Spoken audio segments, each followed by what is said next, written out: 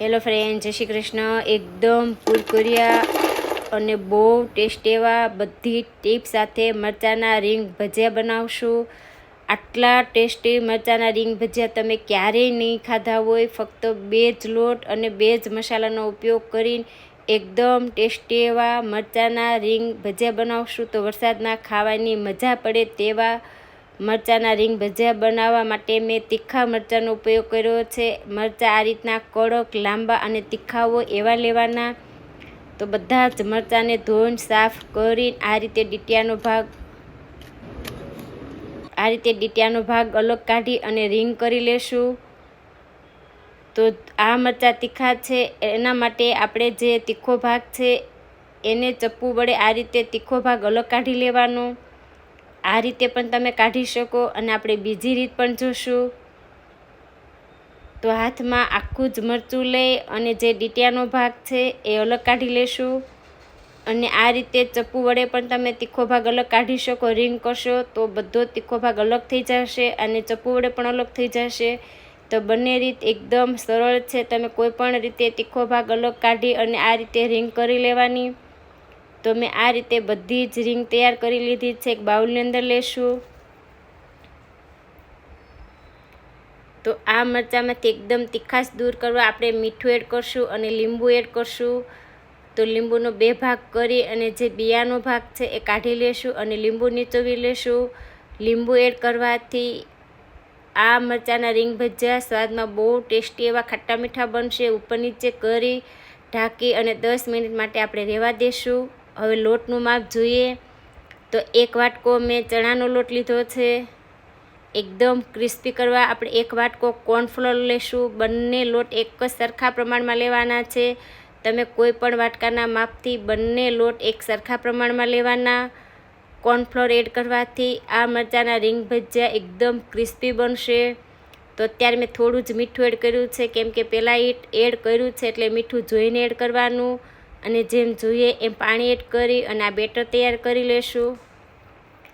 તો આ રીતનું થીક એવું બેટર તૈયાર કરવાનું છે. વધારે પતલું પણ નહીં અને વધારે ઘાટું પણ નહીં. તો આ રીતનું બેટર તૈયાર થઈ જાય એટલે જે આપણે રીંગ મીઠાવાળી અને લીંબુવાળી કરી છે એને ઉપર નીચે કરી અને થોડી રીંગ લઈ અને બેટરમાં એડ કરશું. તો આ બેટર રીંગ સાથે એકદમ સરસ મિક્સ થઈ જાય એ રીતે હાથેથી જ આપણે આ રીંગને લોટવાળી કરી લેશું.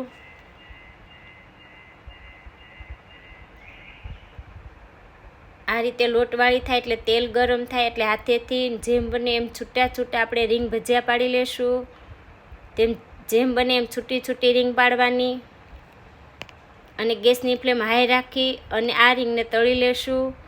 તો અત્યારે આ રીતની કાચી એવી તળવાની છે, વધારે તળાવા નથી દેવાની. આપણે આ રીંગને બીજી વાર તળશું. એટલે આ રીતે આપણે રીંગને અત્યારે કાચી એવી મેં તળી લીધી છે. તો આપણે આગળ થોડું બેટર પણ હતું, ઓછું હતું અને રીંગ પણ પૂરી થઈ ગઈ. એટલે આ રીતે મેં બધી રીંગને બેટર સાથે મિક્સ કરી અને આ રીતે છૂટી તળી લીધી.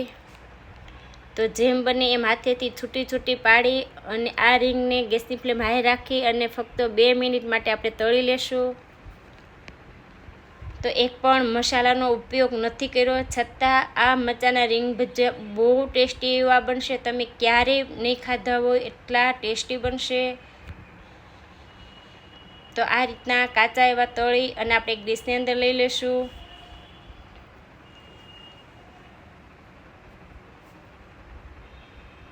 તો આ તળાયેલા થોડા ગરમ છે અને જે પહેલાં આપણે તળ્યા છે એ ઠંડા છે. તો એને પહેલાં એડ કરી અને બીજી વાર તળશું.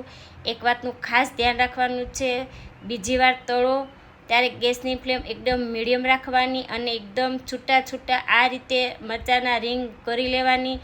જેમ છૂટી હશે એમ એકદમ ક્રિસ્પી બનશે. તો ગેસની ફ્લેમ મીડિયમ રાખી અને એકદમ છૂટી કરી અને આ મરચાંની રીંગ આપણે એડ કરશું. તો એકદમ બ્રાઉન કલરની થાય ત્યાં સુધી આ બધી રીંગને આપણે તળાવવા દેશું. જેમ બ્રાઉન કલરની થશે એમ સ્વાદમાં એકદમ ટેસ્ટી એવી થશે. તો હજી થોડી વાર આપણે તળાવવા દેશું. ગેસની ફ્લેમ મીડિયમ જ રાખશું અને 3 થી 4 મિનિટ માટે આ મરચાંના રીંગ ભજીયાને તળાવવા દેવાના.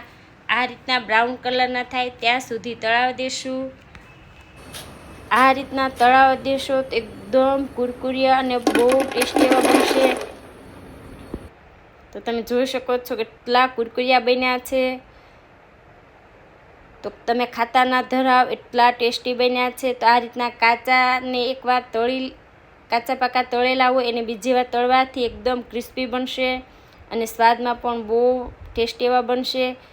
તો એકવાર ચોક્કસ ટ્રાય કરજો. નાનાથી માંડી મોટાને બધાને ભાવશે અને જેટલા બનાવશો એટલા